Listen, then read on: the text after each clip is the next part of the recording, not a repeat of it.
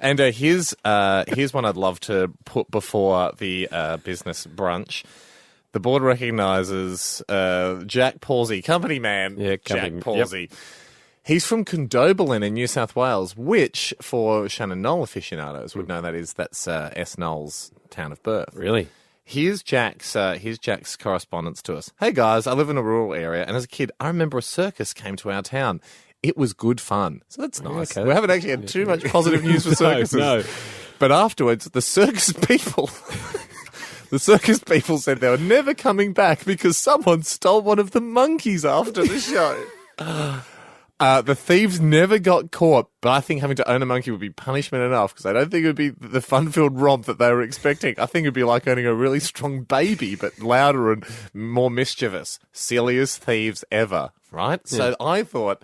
This is huge. It's not a town of a lot of people. A quick research with our private investigator revealed that only 2,000 people live in Condobolin. And how long ago was it? 1,999 since we know Shannon Knoll probably lives in Tamworth or Sydney. Yeah. But would Knowlesy have been there at the time of the monkey theft? Look, I, like you, thought number one suspect. And the monkey is attracted to the little beard. It can swing on it. Yeah. It all makes sense. But I talked to some people. We used to work at, many years ago at Channel 10, Australian Idol, when it was on air, at Channel, it was on Channel 10. I talked to them. I talked to people that might have seen him getting change backstage at Idol. No monkey scratches. And the guy we're looking for would definitely have a scratch or two on the body. So he's clear. His alibi of having a scratch-free body checks out. So Noel's off the hook. Here's what I thought we could do. In a world first and a business brunch first, bizvestigation, we call a supermarket. We call the supermarket in Condobolin because surely someone somewhere will have noticed several hundred bananas being purchased, if indeed the monkey's still alive and has to be fed. Yeah. Now, Jack's only 20 years old, so this could be only 10 years ago. So that monkey's alive. Yeah. And living in Condobolin as we speak. Now, even if you haven't noticed someone buying 200 or 300 bananas a week, you will have noticed a monkey. Or the squealing and screeching of a monkey. Depends how well... I mean, this is a well-trained monkey. But obviously not allowed itself to be captured. Well, I mean, some of the greatest political heads in the world have been captured. Not the best ones. No. You're the best. That's more their security that we're worried yourself about. As soon as you're captured. That's what I was trained. I went to a Scouts Friends night. That's the first thing they taught us. Okay, kids, if you get captured by a rival not tying and camping organisation, just take a suicide pill. Straight up. Are we calling the supermarket? Well, what have we got a number, Jack? I should reiterate to this is not a prank. Yeah. This station does This not... is so prank-free. This is a discussion between two interested guys and someone that could maybe give us a lead on a monkey. It's actually a segment I'd like to start on Business Brunch called... Softly, softly, catch a monkey, thief. A brand new reoccurring segment on Hamish and Andy's Business Brunch. Let's get to it now. Reoccurring? Who knows? Maybe in tomorrow's topic we'll somehow have reason to catch a monkey thief. Hadron Colliders. Is that tomorrow's topic? I think that's tomorrow's topic. It's science. Let's see if a monk's ever gone missing at the Hadron Collider. Do we have time, Jack, or should we be going to a song here and then ringing this supermarket? Yeah, sure. Let's ring him after this. Okay. We're in the middle of a monkey thief investigation. Straight after this. We've got to get out of here in a sec, but we're chasing up an allegation. We've been discussing circuses inside and out. Very close to having a Wendy Van Houten of a show. We've discussed almost everything to do with circuses, except for the fact that Jack wrote in and said, look, probably we're guessing here about 10 years ago, circus went to Condobolin in New South Wales. A monkey was stolen, allegedly. The thieves were never caught. We'd love to see if we can get someone in Condobolin to either confirm this story or if we can use our crack investigatory skills to bust this thing wide open. And we're pretty sure that that the monkey just wasn't hiding or something, and we're pretty sure it's a thief. Yeah, we're positive it's a thief. It's our first ever bizvestigation. It's our first ever business brunch. You got a number there, Jack? Yep. We say again, this is not a prank. This is a conversation so between we're calling consenting adults. The supermarket. You lead it off. Sure. To find out whether a monkey's been... Well, we can't just ask straight away because that might... You are from Wheelers, Manu speaking. Who's that, sorry? Manu, it's Hamish and Andy here from the radio. How are you? No, it's not Manu. You're not Manu from... My Kitchen Rules, is it? Yeah. No, it's not. Is it really? Sure. Is this the supermarket in Condobolin? Yeah, it's a supermarket in Condobolin. Ah, mate. great. Okay, Okay, great. I think you were just saying yes to anything there before. Just to clarify, though, you're not on TV, are you? No. No, No, good. but you are on the radio now, just so you know. Yeah. Oh, great. great. Hey, can we ask you a quick question? Yeah. We're just chasing up a claim made by Jack Pawsey.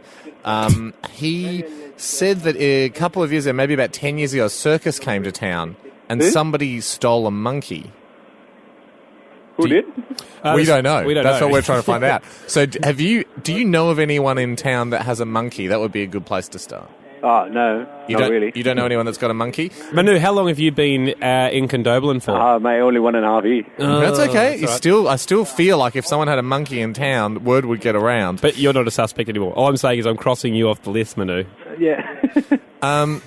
You haven't just changed your name to Manu 1.5 years ago from Monkey thief? where were you before you came to Condobolin, Manu? In Sydney, mate. Okay, that checks out. It's a city. Yeah. Okay, so here's the thing, Manu. Does anyone come into the supermarket week after week and buy an extraordinary amount of bananas? Probably more, 50 or more bananas. Not really. Could they be doing You it got in a lot of people in the store buying bananas? some. Yeah, buying some. What's some. the most bananas you've ever seen anyone buy? A couple of kilos. It's a lot. That's a lot. Would you say that one human family could have that many bananas per week? I'm not sure. Yeah, Depends No, on the family. neither are we, Manu. Does this person that buys a couple of kilos come into the store very often? A lot of them do. Yep. Yeah. And is it possible they're working as part of some sort of banana buying syndicate? So they're pooling their bananas together. Laundering bananas. And then giving them to a monkey that's being hidden in town. Is it? I'm not sure. Yeah, no. But we're not sure it's not the case. Manu, can you do us a favour? Yeah. Next time one of those people that buys a lot of kilograms of bananas comes in, could you place them under citizen's arrest for stealing a monkey for us? Yeah, it would do. Thanks, Manu. Thank you, Manu. Excellent Really, work. really All right, you're appreciate that, officially a deputy of the business branch. Well, another successful softly catch a monkey thief. I think we can safely say that Manu will do his duty and arrest the banana buyers. Today is all about the topic of housemates. And we did say when we popped it up at the website, you could include Big Brother housemates in this story, in these stories, questions, theories, comments. One has come in that is blowing my mind, Anna. This is amazing. The email allocation system, you're going to rue the day we got assigned the 50-50 email suit because you want this one. How's this for an amazing story? So this comes in from Shav. So this week my dog overheated after playing too much fetch, right? They had to call the vet. The vet comes over. It's none other than Dr. Ray Baxter, Big Brother housemate from 2012. Last year, right? Okay. Yeah. Ray invites them. They make friends with Ray. Ray invites us.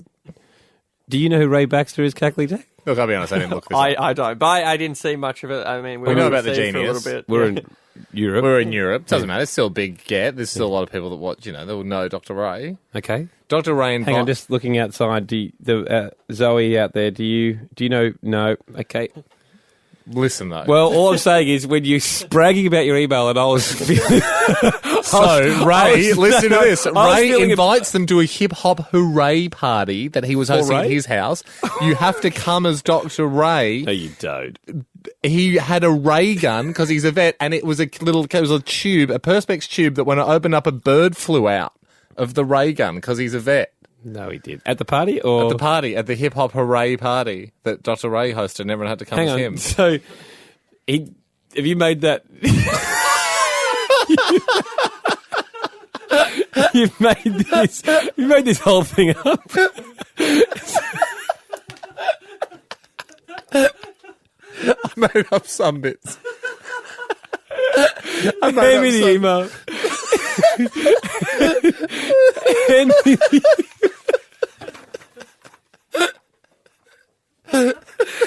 I have the email in front of me now. Well, I just thought it needed some spice. Okay. The email finishes where his dog overheats and none other than Dr. Ray Baxter, Big Brother housemate from 2012, came around. That's it. And then it says good vet. There's no... There's no mention of a Dr. Ray, a hip-hop hooray party, a ray gun firing out birds. Do you think What an this is amazing fair? email that would have been. Yeah, I know, but this is not fair. Well, that's where my head was going when they started saying, then Ray Baxter came around and I went, oh, what happened? And then he just says, good vet. I could have said a story. Just saying. You're You're the one that blew the whistle on it. Kathleen from earlier on, talking about her housemate. Yeah. I'm not going to make up that her housemate's Barack Obama. You didn't have to, because that was a great story. And I'm not having a go at Shav. I'm just saying, get my hopes all up. In comes Ray, and then, he's just a good vet. I can't do anything with that. I've got an actual story. Okay. That's good. I mean, from a fellow called Marcus who's in quite... Now I know. He's in quite... Now I know where the line is. Quite the conundrum, this guy Marcus. Email here from a young man called Ben, company man Ben. He's another international email. He's from Dunedin, New Zealand. He's emailed in. His primary school gang name was the Gushy Gang. He's written in brackets, Gushy rhymes with pushy, just so you know the correct pronunciation. Okay, So I can see from early days, obviously, the Gushy Gang, they're a little bit annoyed people weren't pronouncing it right. Maybe that might have led to their eventual breakup. Yep. The group consisted of himself, George Moroney, and Daniel Butler. Moroney, they got the big fish. They got Moroney and they got the Butler. Okay. So they had three guys in the Gushy Gang. They all had nicknames when they had gang meetings. I get the feeling, Ham, that you need more than two people to qualify as a gang. I think, you're just friends. Friends calling yourself a silly Friends name. with code names. Threes are definitely a crowd and a gang. Yeah.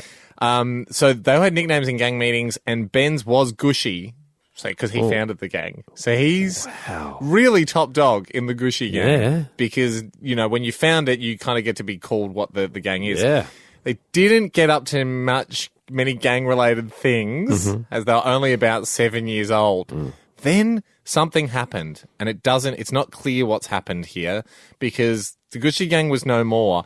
The next sentence is simply, I then joined the Blonde Spot Gang, in which I didn't have that much of an authoritative role like the Gushy Gang, so that fizzled out, and now I'm looking to join a new one. Gig. So what we've got here is a gang addict. Yeah. To delve a little bit more, and for the first time ever on Australian or New Zealand or international radio, we're going to find out what happened to the Gushy Gang. We've been granted an exclusive interview with their leader. He joins us now on the line. Ben, or should I call you Gushy? How are you? I'm good, guys. How are you going? Yeah, great. Good, Ben. And first questions first. A lot of historians and people that follow, criminology and stuff like that, want to know what does Gushy mean? Did it mean anything? I don't think it meant anything. I think it was just kind of a word we invented, and then we kind of liked it, so we just kept it as the gang name. There we go. The mystery solved finally after all these years. I've got a secondary mystery I'd like to add, Ham. The Blonde Spot Gang.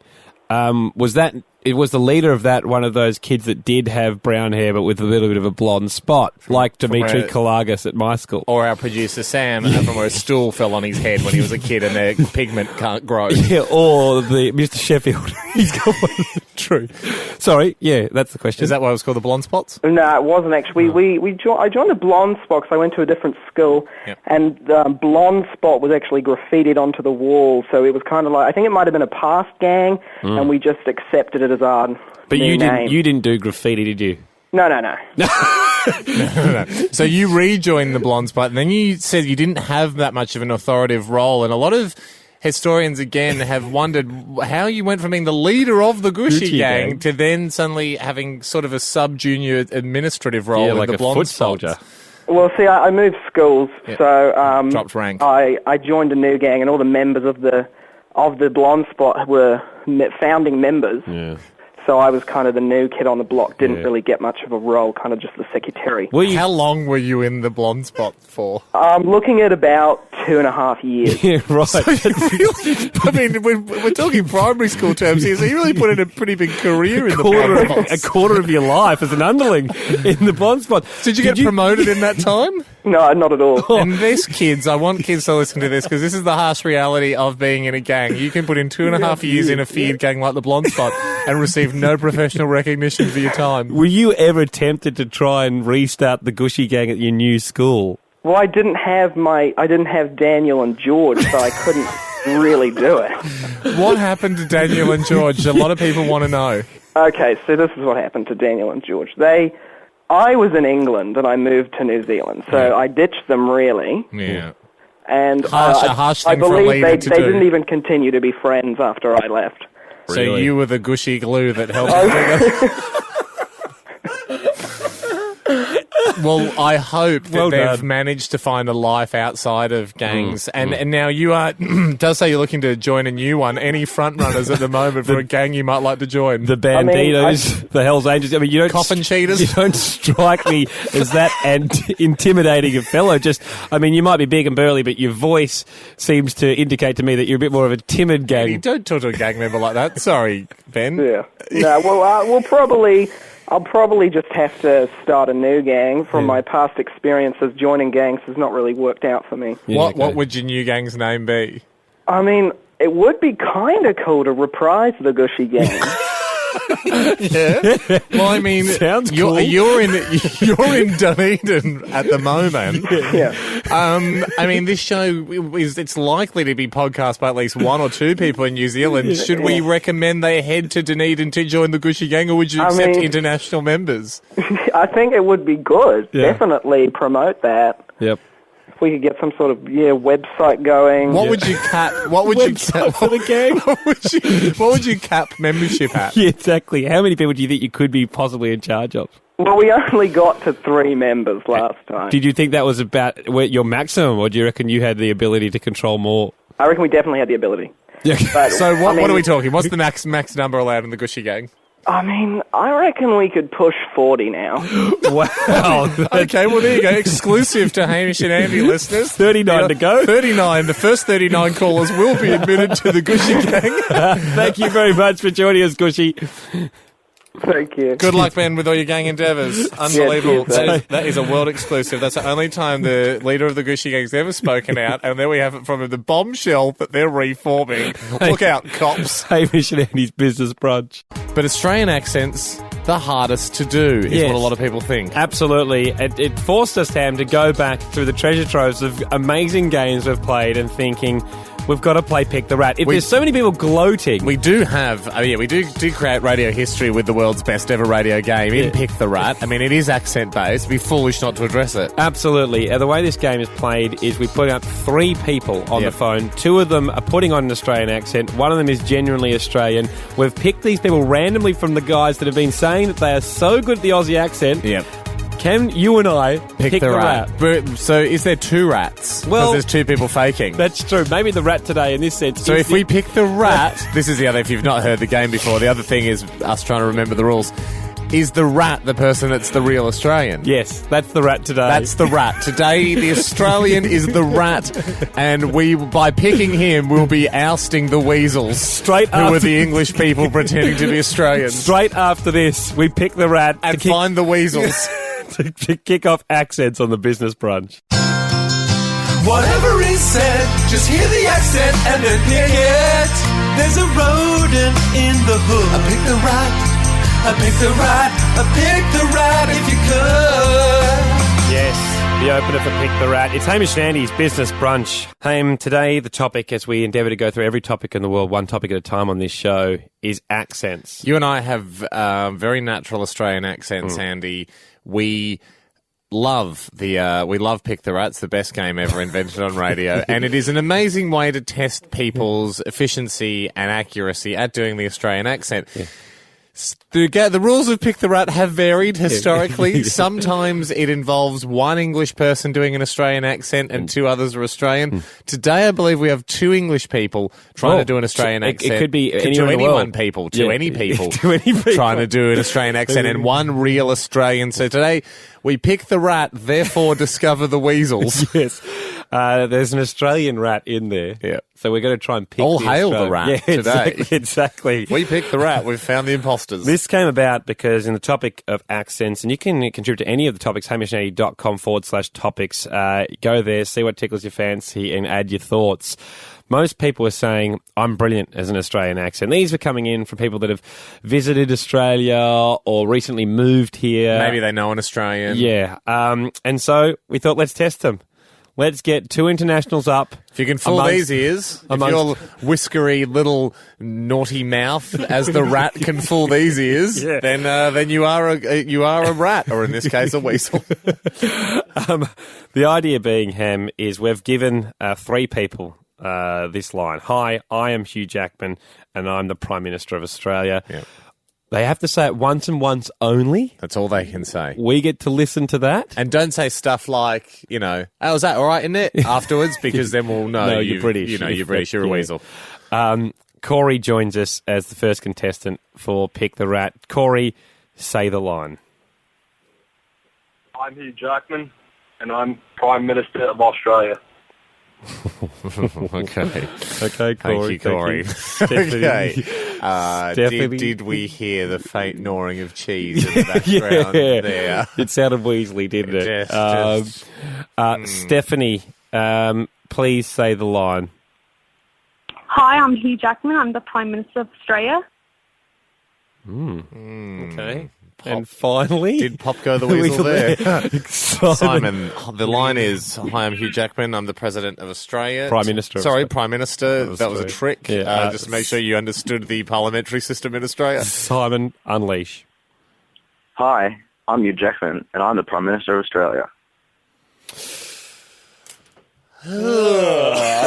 They're all rodents, but what kind of rodents are they? So Simon was the most confident to me. He was number 3. Yeah. And rats are confident, whereas weasels are weasels. Well, we're trying to pick, if you've just tuned, we're trying to pick who is a genuine Australian out of 3 people. There's 2. I think we can discount Corey. I don't think he was Australian. Think Corey's a weasel? I think Corey is a weasel. So it comes down to Stephanie and Simon. Callers 2 and 3. Yeah, Simon, you're confident, but are you confident because you love your accent, or are you confident because you got nothing to hide? That's the rat conundrum. I'm going to go with you. I don't know. My answer is I don't know. Good ratting, guys. Good ratting. Great ratting. I'm going to go with I think you, Simon's Ham, because rat. last time I was confident and you overruled me. I can pick rats. And you won. I think Simon's the rat. In the only other time we've played this game. I think Simon's the rat. I think he's Australian. I think he's Australian. I think we've picked the rat in Simon, which I think Stephanie can do a very good Australian accent, but she might be the weasel. Are you sure then? But what? Well, no, I'm not sure. Okay, well, where do you think she's from then? Canada. Okay, we're going lock in Simon? Yeah. Simon, where are you from? I'm from Melbourne, Australia. Yeah! Oh, you're the rat! Cheese all round! Stephanie, where are you from?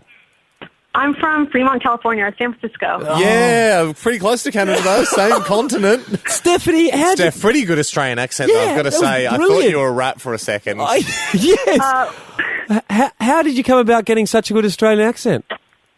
Well, like in the past year, I got into Australian music, and I watch a lot of Chris Lilly or Jimmy King, and I watch a lot of Hamish Andy videos. So you've never been... So we taught you, just like people in communist North Korea learn English off Flintstones videos, we taught you Australian. You taught me Australian. I've never been there, and I really want to go, but I've never been. But thanks, guys. Oh, Stephanie, thank you for joining us. Apologies for being ousted a weasel. It's exactly how Chris Lilly portrays it. Thank you very much, everybody. That's incredible. Great weasel work. What got you on that? I'm sort of like the audio mentalist. The ear mentalist. Hamish Andy's business Not front. as good a show.